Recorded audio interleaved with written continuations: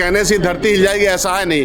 इस बार 2 आदमी की घर वापसी हो रही है। माननीय प्रधानमंत्री जी और माननीय गृह मंत्री जी वापस जाएंगे वो जहां से वो आए हैं। जैसा कि प्रधानमंत्री जी का बयान आ रहा है और जिन लफ्जियात का वो इस्तेमाल कर रहे हैं वो तो हम लोग कभी नहीं कर सकते। मुजरे की बात भी वही है, उन्होंने ही कही, किसी और ने तो नहीं कही। तो इस तरह के लफ्जियात का इस्तेमाल कौन कर सकता है? कांग्रेस पार्टी के राष्ट्रीय अध्यक्ष हैं और नहीं, उनके कहने से अगर देश और दुनिया बदल जाती तो उनके कहने से देश के नौजवानों को रोजगार भी मिल जाता, उनके कहने से किसानों की हालत भी अच्छी हो जाती, उनके कहने से महिलाओं की इज्जत भी बच जाती। तो जिस प्रकार का गवर्नेंस उन्होंने देश भर में दिया है तो उनके कहने से धरती हिल जाएगी ऐसा है नहीं। इस बार 2 आदमी की घर वापसी हो रही है, वो है माननीय प्रधानमंत्री जी और माननीय गृह मंत्री जी। वापस जाएंगे वो जहां से वो आए हैं, क्योंकि जनता का रुख, आम आदमी का रुख, नौजवानों का रुख, बेरोजगारों का रुख, किसानों का रुख, सब लोग परेशान हैं और परेशानी से निजात हासिल करना चाहते हैं। और उसी क्रम में आखिरी चरण का चुनाव है तो मल्लिकार्जुन खड़गे जी यहाँ 2 जगह कार्यक्रम करेंगे, कल राहुल गांधी जी 3 जगह कार्यक्रम करेंगे। हम लोग अपनी कोशिश में, अपनी मुस्तैदी में, अपने कमिटमेंट में और अपने आर्गूमेंट में और अपने जो हमारा मैनिफेस्टो है उसकी गारंटी में कहीं से कोई कमी नहीं है। जनता हमारी तरफ बड़े पैमाने पे आ रही है, ऐसा विश्वास है। मोदी ने लिखा है कि कांग्रेस और आरजेडी ने हमेशा पिछड़े तबकों को धोखा दिया है, आरक्षण को लूटा है और हम बाबा साहब मुस्लिम समुदाय को आरक्षण अच्छा, इससे बड़ा झूठों के तो मतलब उसी का खाते हैं। इससे बड़ी झूठ तो बात हो नहीं सकती।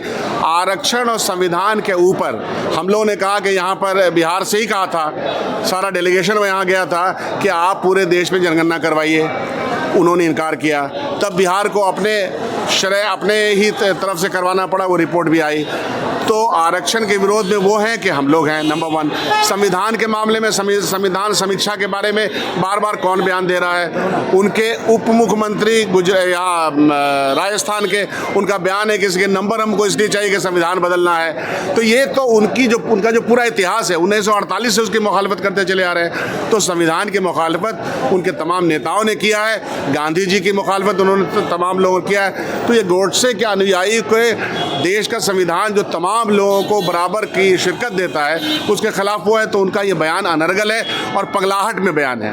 सम्राट चौधरी ने कहा है कि आरक्षण की समीक्षा होगी जो मुस्लिम समुदाय को दिया गया, SC ST OBC के कोटे तमाम आरक्षण के। हम लोगों ने तो कहा है कि आरक्षण की सीमा को हम बढ़ा देंगे।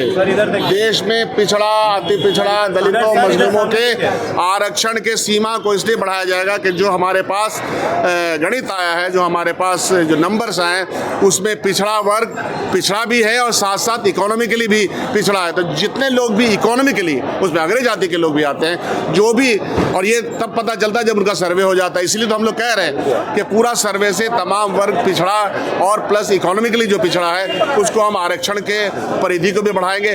भारतीय जनता पार्टी अपने तमाम नारों में फेल है तो वो अपने बयान दे रही है।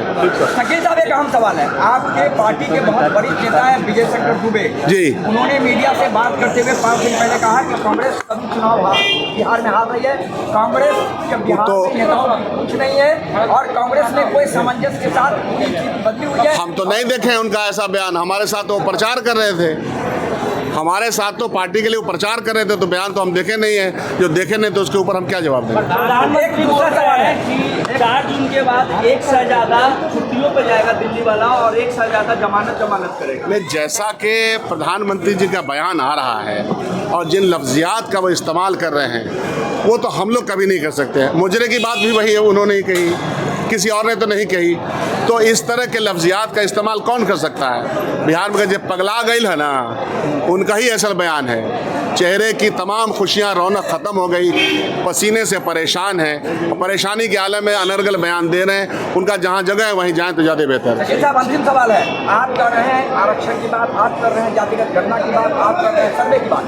संजय झा ने एक बड़ा आरोप आपके पार्टी पर लगाया है कि इंडिया गठबंधन की बैठक में जब नीतीश कुमार ने कहा कि पूरे देश में जातिगत गणना कराइए, सीधे तौर पर कांग्रेस और ममता बनर्जी ने इसका खुल के विरोध किया। झूठ बोल रहे हैं संजय झा जी, झूठ बोलने में मशहूर हैं। हम नहीं चाहते हैं कि वहाँ क्या क्या बातें हुई और कौन कौन लोगों ने उनका साथ दिया नहीं दिया है। उनको बोलेगा मेरे माध्यम से कि झूठ बोलने वालों से कोई मतलब नहीं है। जिसके साथ गए हैं गलबैया लगाएं उनके साथ तो बेहतर रहेगा, और वहीं रहें तो ज़्यादा बेहतर रहेगा। आना जाना ना करें इधर से उधर। कुछ सोच रहे हैं क्या आने जाने की बात? जो वो जाने, उनसे सवाल का जवाब लीजिएगा। उनको क्या आता है? आता क्या उनको? आता क्या उनको? कुछ आता है क्या? किधर से किधर जाते हैं और कहाँ से क्या करते हैं? इसलिए उनके बयान का कोई मतलब नहीं है। वो पहले तो एलजीपी ने उनका सपोर्ट कितना किया वो पता कर ले।